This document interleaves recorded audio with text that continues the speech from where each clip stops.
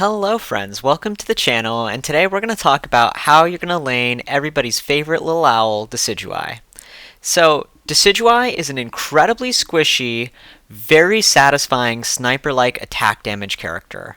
So, when you start off in the lane, you're going to want to play Leafage as your first move, and you're going to want to use it to basically try to last hit everything.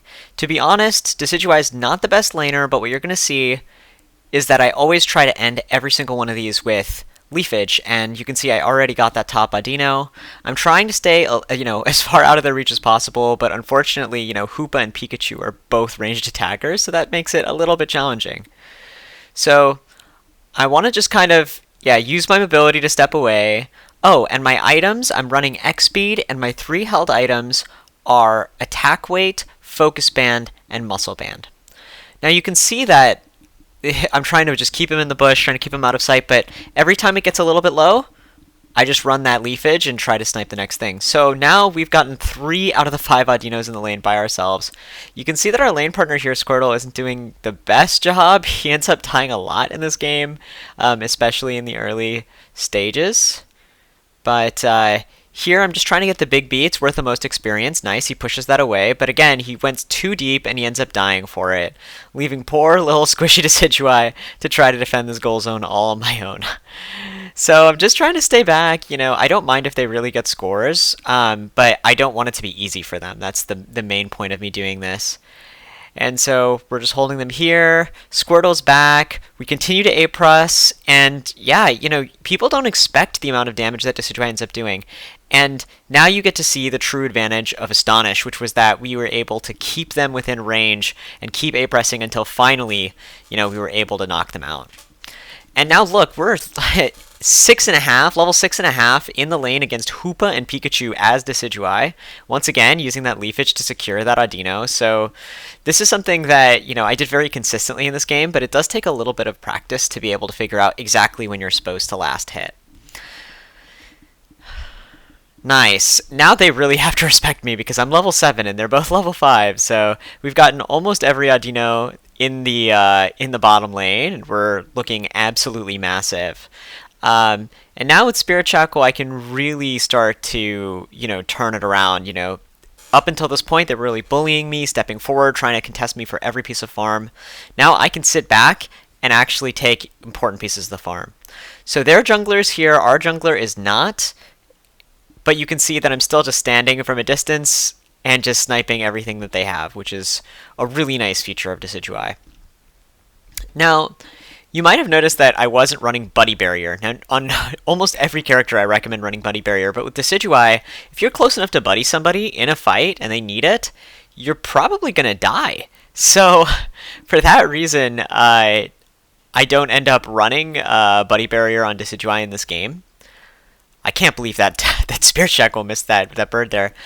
None of our teammates, other than that Blastoise, really came in time for that Dread, so I was just trying to snipe it with Spirit Shackle. We didn't get it, but the important thing is that we don't die here. So we're just trying to, make sure they don't score any points, that we just get this little poke damage, and then when the opportunity is right, we can step forward and start getting things in the lane.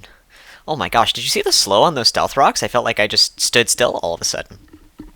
So, our teammates didn't come, but if you look on the minimap, you'll notice that they've been getting a lot of value top. The jungler's been focusing top entirely. I haven't seen him all game.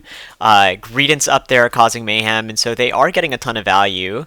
And bottom, we're level 9, it's 6 minutes, and we lost Dread. As a bottom laner, that's really, really good when it comes to experience. Alright, so this is going to be my second stack on attack weight right here. Nice. Otherwise, I wouldn't have broken that goal, but we took all of the experience that was available. And then we go ahead and look for that second stack. Nice. There's nobody here to contest these Audinos, so I'm just taking full advantage of that. And I go for my third stack right here. I try to run away, but the entire enemy team starts to collapse on me, and it just shows you how squishy Decidueye is. Even through Focus Band, I died immediately there, so not the best, but it was a fine time to die, because if you look, none of the objectives are up.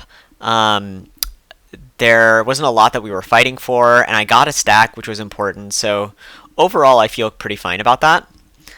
I see that the jungle buff's up, so I just went ahead and started taking it, but then Gengar decided that he wanted it, which is fine. You can see that Mime's calling for people to go top lanes, so once again, my team is really starting to focus. Rotom, they're a very point-heavy team, which happens in solo queue, so you have to just kind of get used to that. And I die immediately, oh my goodness. Yeah, the Pikachu Unite and the Blastoise standing in front of him is just absolutely brutal. Alright, so it looks like quite a bit of my team's actually started to come down to this Dreadnought now, which is great. I'm obviously going to head there as well. The Dreadnought itself, I just pan my camera over, hasn't been touched, so that's good. I just get to fire these high-value arrows straight into the middle of the fight. I see him starting to get away, and I'm just like, I don't need to do that. And you'll see that I'm firing into the bush there, and the reason I did that was because I know the Duraludon's in there. I can tell, even though I can't see him, I'm just using my X speed to escape. That's why I like X speed so much. I can tell that he's in there because the arrows didn't move past the bush. If there was nobody in there, they would keep going through the bush. But because they were hitting somebody in there, I knew that I could keep hitting him. Alright, so, now we've gotten to the point in the game where our jungler, especially in solo queue, just stops caring about getting his jungle buff, so I'm just going to constantly keep my eye on it, and if he's not taking it, I'm going to take it, Free experience, and I'll take it wherever I can get, especially given that none of our lanes have been broken.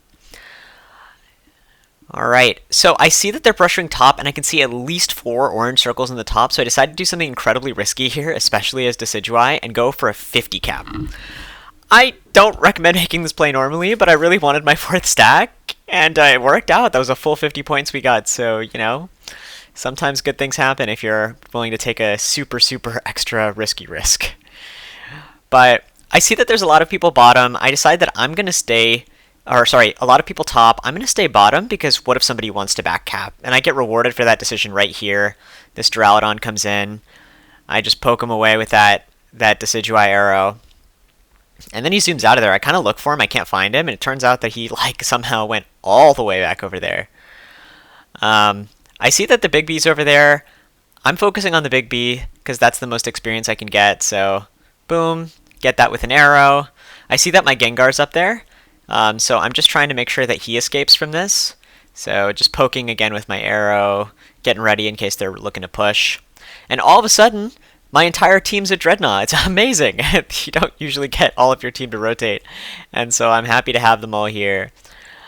Cool. 5 seconds till the Dreadnought, and look at how grouped we are. This is amazing for Decidueye. Decidueye has a really hard time in fights where he doesn't have someone to stand behind, but now I have a Blastoise, I have a Greedent, I have a Mime, so I have a bunch of frontline, and that makes my character really, really strong. Alright, so we are at the Zap fight. I decided to initiate with my Unite move just because it doesn't actually do a lot in the thick of the fight. And you can see that I was able to kill that Blastoise through his Buddy Barrier and Duraludon's Buddy Barrier. And we go for the snipe, we get it on Zapdos, very nice. Or Mime gets it, but still, we make a pretty good attempt. And we kill a couple people on the way out. And now we get to do this very, very fun interaction where Mime puts Guard Swap on us. We're both like 1 health, and we both know that if we tried to go for that, we would die. And Guard Swap actually starts to heal me up, and while it's doing that, I'm just doing poke damage on the Blastoise. So amazing play by that Mime, knowing that we were both too low to go score. We didn't need the score in order to win, and so we're just going to defend the spot point. And even while I'm finishing that sentence, look, I'm already at full health from the amount of healing that Guard Swap does, so that was fantastic. And now, yeah, I'm just trying to see where people are, making sure that, I can help defend as much as possible. Interestingly enough, the team takes the fight in, the center of the map, which is a weird place for both team members to be. I don't know why my team members are there, and I don't know why their team members are there. So we're just, standing at long range, getting poke on that arrow. Zera tries to base there, and we just take an easy pick. And that should be 5 members down. And that's the game.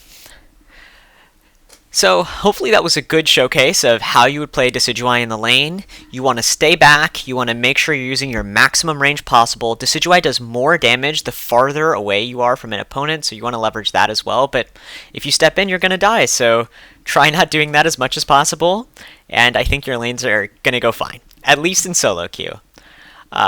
Quick addendum, it's really hard to run in competitive, like in a 5-stack in the lane, although I've seen it done before. But in solo queue, many options are available for lane Pokemon. If you play at a really high level, you can do it with pretty much anybody. 8 kills, 70k damage, that's the most of anybody on the team, all with a lane Decidueye. Thank you for watching. If you like the content, please feel free to subscribe and look out for more stuff. Alright, as always, appreciate you. Bye-bye.